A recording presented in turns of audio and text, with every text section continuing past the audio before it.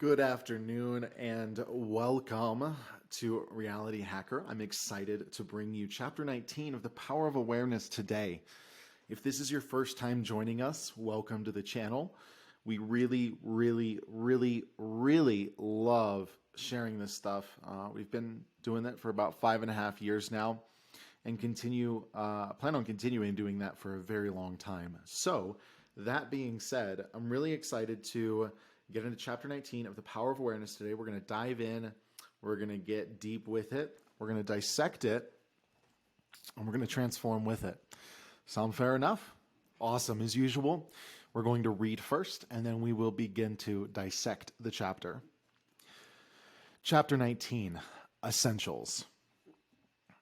The essential points in the successful use of the law of assumption are these. First and above all, yearning. Longing, intense burning desire. With all your heart, you must want to be different than what you are. Intense burning desire combined with intention to make good is the mainspring of action, the beginning of all successful ventures. In every great passion which achieves its objective, desire is concentrated and intentioned. You must first desire and then intend to succeed. As the heart panteth after the water brooks, so panteth the soul after thee, O God. Blessed are they that hunger and thirst after righteousness, for they shall be filled. Here, the soul is interpreted as the sum total of all you believe, think, feel, and accept as true. In other words, your present level of awareness, God, I am, the power of awareness, the source and fulfillment of all desires.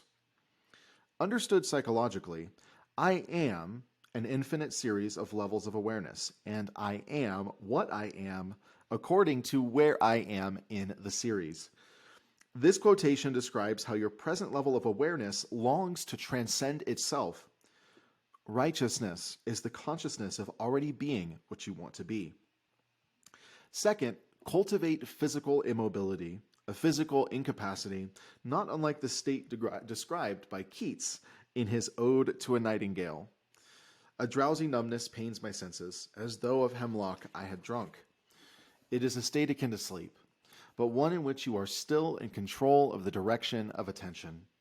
You must learn to induce this state at will, but experience has taught that it is more easily induced after a substantial meal or when you wake in the morning feeling very loath to arise.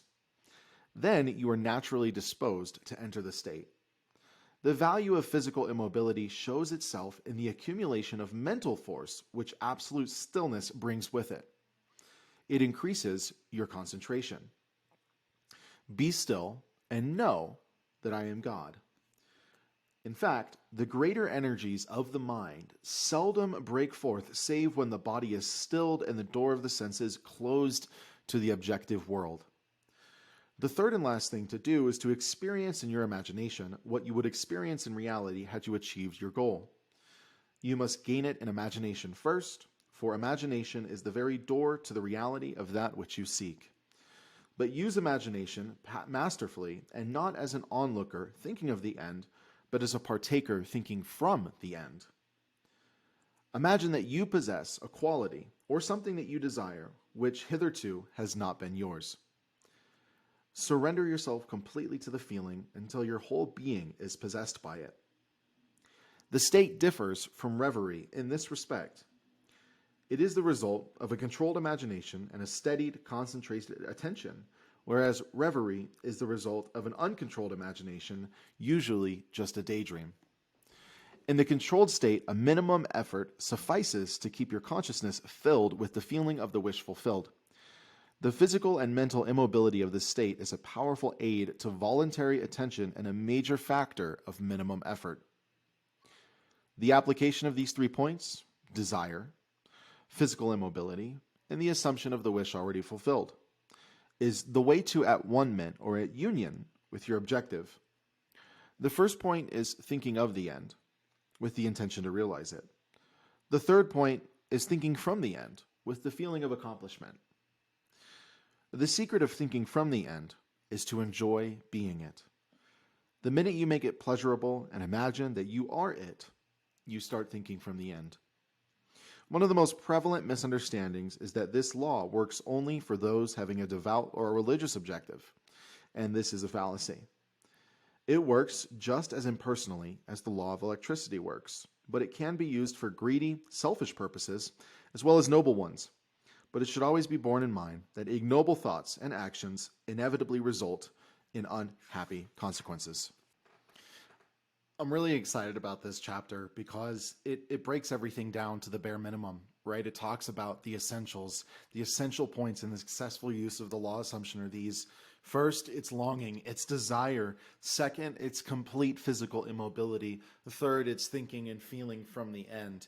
And I think what I love most about this is as I was reading, and I'm sure maybe the same thing happens for you, the mind begins to expand on so much of this, at least internally as I'm reading. I'm like, wow, there's so many things that resonate and make a ton of sense. And one thing I want to talk about here that he mentions, breaking it down kind of section by section, the soul here is interpreted as the sum of everything that we believe, think, feel, and accept is true, right?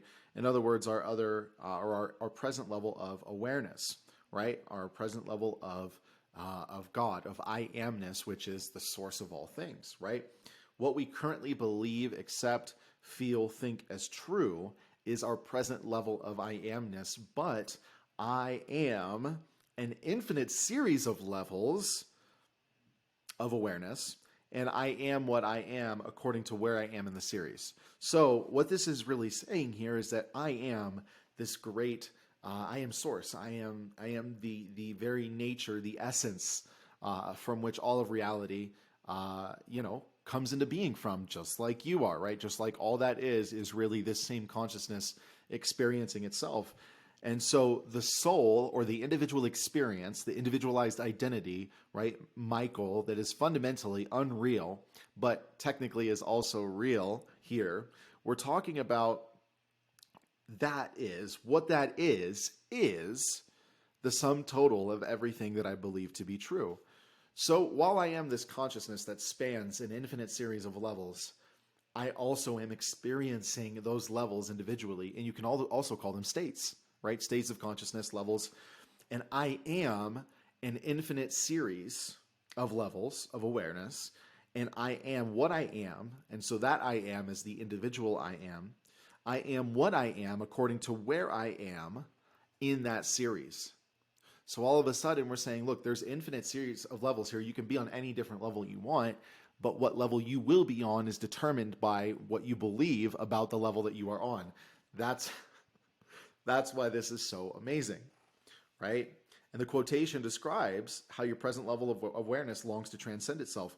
Righteousness is the consciousness of already being what you want to be. So right consciousness is the consciousness of already being what you want to be, right? Then he talks about cultivating a physical immobility. And I want to talk about this for a second, because a lot of the times we don't give ourselves the opportunity to really dive deep into why, right? The power of the mind, the kinetic energy inside of the mind is moving regardless of whether we are asleep, whether we are awake. And when we are out throughout our day doing tasks, interacting with other humans, taking care of our responsibilities, working, having fun, whatever we're doing, our mind is consuming a decent amount of kinetic energy in those activities. And what that means, it's not woo, it's more like our mind is processing quite a bit because we might be riding a surfboard or a bicycle or engaging in a business conversation or some sort of activity that requires a decent power of mind, right? And so what he talks about here is getting to the place where, and if you've ever had a Thanksgiving meal, you know exactly how this feels after you've had 3 plates of food and you lay on the couch, you're like, oh my God, and you don't want to do anything. And you're just like, you're in that state where you're really full, you're really happy, you're really satisfied, but you're kind of tired, you're not yet asleep, but you're just like kind of almost like groggy. That is the physical immobility that we're talking about here, because what's happening, it doesn't mean you need to go eat a big Thanksgiving meal for this, but what's happening there is when your body is in that state, your mind isn't consumed with making sure it's sending all the signals that it needs to send to the body in order for the body to do what it needs to do. And this is why he talks about the controlled state with minimum effort suffices to keep your consciousness filled with the feeling of the wish fulfilled if you're in that controlled state, right? So kind of working backwards here. It's the state akin to sleep, but one in which you are still in control of the direction of attention, right? This is not when you're in the groggy place and your mind is just wandering. It's when you're in that deep theta place, but you're not asleep, but you're still in control of where your attention is going, the kind of experiences and scenarios that your body is generating. This is the state that we're wanting to induce, because that is where our subconscious or our fundamental awareness is the most shiftable, moldable, dare I say manipulatable. But what happens when we're in that, again, after a meal or waking in the morning, very, very tired, you're naturally disposed to enter that state because that's where your body is. Your body's not wanting to move, but you can still control the direction of your attention. The value of immobility shows itself in the accumulation of mental force, which absolute stillness brings with it. So you can find that in that stillness, it's so much easier to control the direction of your attention as opposed to when you're being, you're interacting in the middle of the day and you're being caught by 55 million different things. This is why the morning and the evening can be the most powerful, because it's when you're least likely, or when most humans are least likely to be heavily active, right? The greater energies of the mind seldom break forth, save when the body is still. This is also really, really important. They seldom break forth. What that means is that most of the time, that power that we have to shift our subconscious, very rarely is it at maximum operating capacity when we're doing a bunch of things. It's when we are stilled, that we find the power of attention and immersing ourselves in a state of consciousness becomes much, much easier. And ultimately, the third and last thing to do is to experience in imagination what you'd experience in reality had you achieved your goal. Good stuff. Easy enough. Simple, right? What would be happening if your goal or your objective came to pass? What would be going on? What would you do? What would you be doing? What would your habits look like? What kind of conversations would you be having, right? That's another really, really good question. What kind of conversations would you be having if your objective was fulfilled? And if you read other Neville, he calls this congratulatory conversations, and they can be powerful. It can be powerful to experience somebody that you trust congratulating you on achieving what you want to achieve, because it makes you, it totally immerses you in that state of gratitude and satisfaction and fulfillment, right? State of the wish fulfilled. You must gain what you want in imagination first, for imagination is the very door to the reality of that which you seek. But use your imagination masterfully, and not as an onlooker thinking of the end, but as a partaker thinking from the end. What I love here is that you can kind of look at this infinite series of levels as a spectrum. And we're able to skip around that spectrum. We're able to go from level to level to level to level. It doesn't have to go like this. We can go from here to here if we can fully embody, if we can fully become aware of being that thing, right? We absolutely can go from crazy level to crazy level, insane jumps and gaps and those kinds of things. But the thing is here, it's about your body and your body's ability to rest in that without being resistant to it, right? We talk about naturalness. We talk about making a thing feel real as though it is nonchalantly, and that is when that thing begins to manifest in our life. And if you're wondering why I'm looking this way, I got some lunch coming and I am hungry, right? But use imagination masterfully, and not as an onlooker thinking of the end, but as a partaker thinking from the end, right? Thinking of the scenarios where people are, and the world is existing in a way that it would exist had you had your desire, is a lot different from feeling from that place, waking up in the house you want, driving around in the car you want, having the conversations that you would be having in your body, right? Really allowing your body to be immersed in the satisfaction of these scenarios as they're pulled up in that immobilized state. Imagining that you possess a quality or something that you desire, which up to this point has not been yours. Surrender yourself completely to the feeling until your whole being is possessed by it. And I love this. He talks about surrendering until our entire being is possessed by it. In other words, until from our head to our toes, we are in that state of conviction. We have not fully immersed ourselves in this state. So there's something to ask yourself. Are you immersing your body into these states of consciousness? Are you soaking in these states of consciousness? It's the result of a controlled imagination and a steadied, concentrated attention, right? Controlled imagination, concentrated attention, very particularly picking out the conversations and the experiences that are happening in my body, not just random enjoyment, right? Really being particular about experiences and realities and levels. And in the controlled state, a minimum of effort suffices to keep your consciousness filled with the feeling of the state of the wish fulfilled. The physical and mental immobility of this state is a powerful aid to voluntary attention and a major factor of minimum effort. The physical and mental immobility of this state is a powerful aid to voluntary attention and a major factor of minimum effort. Major factor of minimum effort. Physical immobility, mental immobility, really important here, right? If your body's needing to move around, if you can't control your attention, if you keep thinking about this, that, and the third, you're weakening your potency, right? So the application of these 3 points, desire, physical immobility, we can also just call it hypnosis, deep hypnosis. The assumption of the wish already fulfilled is the way to at one-ment or union with your objective. And as we're going to talk about in some later chapters, it's not about getting it once and being done. It's about repetition. It's about persisting, right? It's not about just entering the wish fulfilled once. It's about persisting in the state of the wish fulfilled, keeping that state of consciousness immersed in it, keeping yourself immersed in it. Right? The first point is thinking of the end with the intention to realize it. The third point is thinking from the end with the feeling of accomplishment. The secret of thinking from the end is to enjoy being it.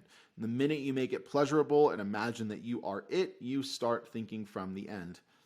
You know, and another thing that you can really do is look at this in a third person versus a first person perspective, right? Are you experiencing your mental imaginings in third person? Are you watching yourself from a distance? Or are you experiencing them first person, right? Looking at them and experiencing them through your eyes and your body. And the truth is, this law works just as impersonally as the law of electricity works, but it can be used for greedy, selfish purposes as well as noble ones. But it should always be borne in mind that ignoble thoughts and actions inevitably result in unhappy consequences, right? Keeping in mind that we cannot help but become in this world the level of awareness that we are occupying, right? Just like an orange cannot come from an apple tree. An outcome cannot come from a state of consciousness that it was not born in, right? The state of lack cannot produce a state of abundance that is sustained, right? It's not just about producing it once. It's about sustained transformation. Action is amazing, and I love taking action. What is important is making sure that our state of consciousness in taking action is infused with the feeling of the wish fulfilled, right? Feeling of desire accomplished, objective achieved, whatever words you want to interplay there. Making sure it is our priority to walk through the day with infinite consciousness at the helm of our body's experience, right? That's something that we do with our debugging process quite a bit. Getting the mind out of the way, getting the body immersed and soaked in a state of consciousness, and really optimizing and refining our activities, our thoughts, our behaviors, and our self-concepts to bring us back to that place. The best thing that you can do for yourself in the morning and the evening is to immerse yourself in these states, as we've talked about today, to really give yourself the opportunity to be physically immobilized and enjoying in first person the experiences that you would have if you accomplished what you wanted over and over and over again. And here's the key: not being attached to them. We can't be attached to the outcome. Being attached to the outcome perpetuates separation from it. We are the outcome. And as the thing becomes reality inside of us, it becomes reality outside of us, and we interpret our experiences through the lens of the level of awareness that we are on. But always remember that you are infinite awareness experiencing itself subjectively for a short while. And as infinite awareness, you can move to any level that you like. You can sit and soak in any state of consciousness that you want, and persisting in that and making that your dominant commitment will radically transform your life.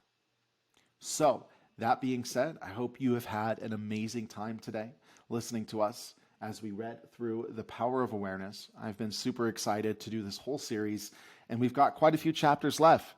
I believe there are 27, 28 chapters, and we are going to finish them out. So stay tuned. The next video should be right after this in this playlist. Thank you for joining us. If you enjoyed our time today, go ahead and like, subscribe, send some love. We definitely want to see you. I want to see you in the comments. I want to see whatever you have to say. Let's dialogue. Let's talk about it. I'm here for it. And on behalf of everybody at Reality Hacker, thank you for spending time with us today. And I'll talk to you soon.